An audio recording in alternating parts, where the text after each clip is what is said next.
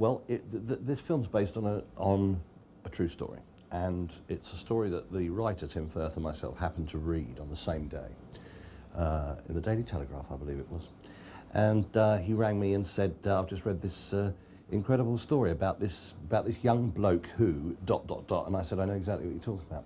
It's the Bowles picture, isn't it?" And it just amused both of us enormously, because it was, and still is, it still remains one of the most bizarre sports stories, really. The idea that a young man could be banned from playing bowls for 10 years. As one of the characters in the film says, I mean, Eric Cantona got 8 weeks and he kicked somebody in the head.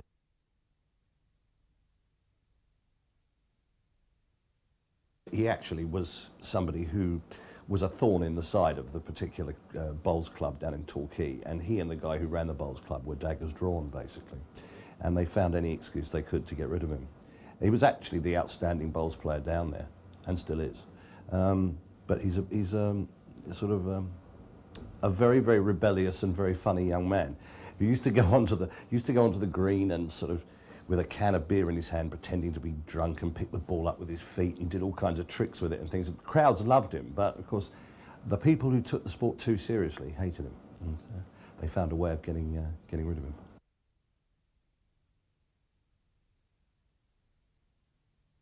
The central character's Cliff Starkey. He was orphaned at an early age and brought up by his granddad, played by Bernard Cribbins. And Granddad is a bowls player in the old mould, who took this little boy bowling from about the age of 3 onwards, and then the boy became a genius. But as a character, he's absolutely sort of wrong side of the tracks, puts everyone's noses out of joint. He's a sort of cheeky chappy. But he looks superficially a bit of a lout, a bit of a hooligan, a bit of a rebel. Likes to drink, likes to misbehave, likes to take the piss out of people.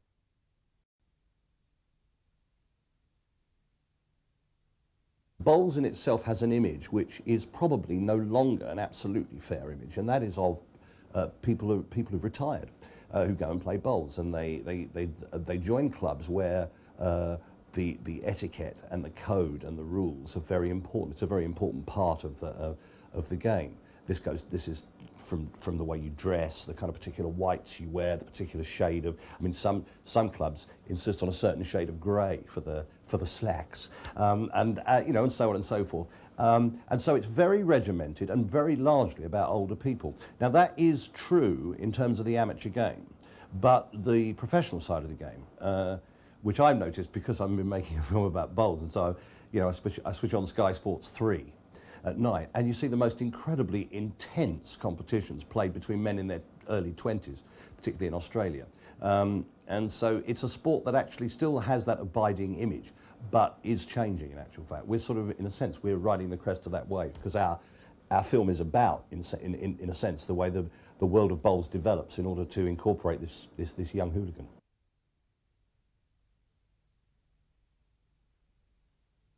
The thing with bowls is you've got to be very careful about how much bowls you actually put in a film, because bowling in and of itself is quite a slow, methodical thing, even when played by very, very good players.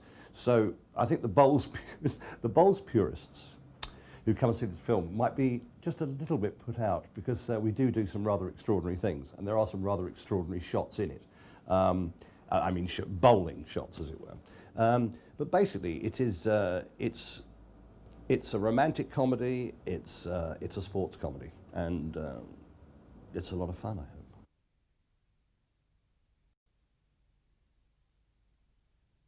It was wonderful to watch Paul Kay, Johnny Vegas and Bernard Cribbins just hanging out and having a real laugh. And then you throw that into that mix, Vince Vaughn and Jamie Cromwell. It was, there were times when I thought, well, I mean, I think this film's going to be bloody good, but, even if it wasn't, I'm having a ball with this, I mean, just great people.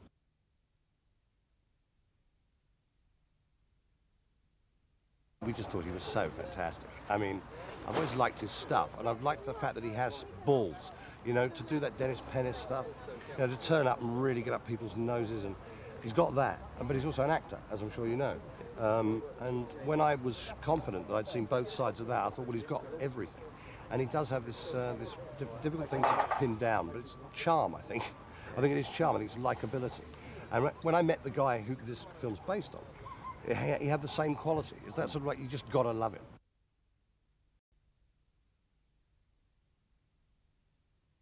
You had to find somebody who really just had great presence.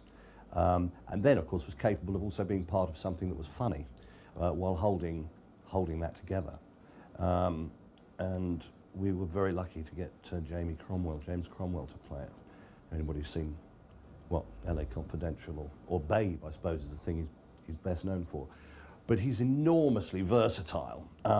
Accent-wise, no problem. I mean, he was absolutely flawless from day one. And he does have the most imposing presence. It's very exciting to get him to do the part.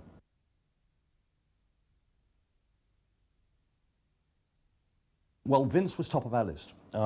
We had this character, Rick Schwartz, who's a sports agent who sees this young man interviewed on television after he's banned and makes a beeline for him and is determined to make him the bad boy of bowls, the biggest, coolest, richest young sportsman in the history of sport in Britain. That's his plan. We needed somebody, obviously, with enormous kind of verve and sort of, I don't know, just that sort of feel, that cool.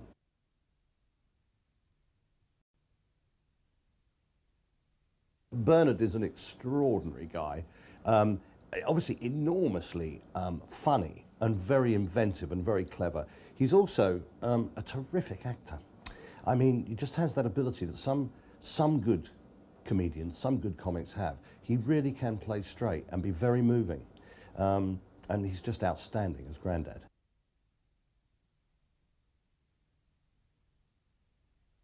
And the reason I cast Alice is, number one, I think she's gorgeous, but number two, she's a very good actress and actually found a tone that made her intelligent but also warm. She could be witty and she could say spiky things, but she had a kind of a warmth about her, and that was vital.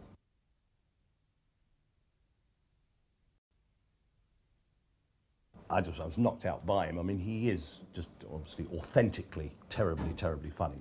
And here's the amazing thing: he plays bowls, Johnny Vegas. Bizarrely and rather sadly, because he doesn't play bowls in the film. He's about the only character who doesn't play bowls in the film. But Johnny Vegas is about one of the only actors who could play bowls. So there you go. It's an unusual image, though, isn't it?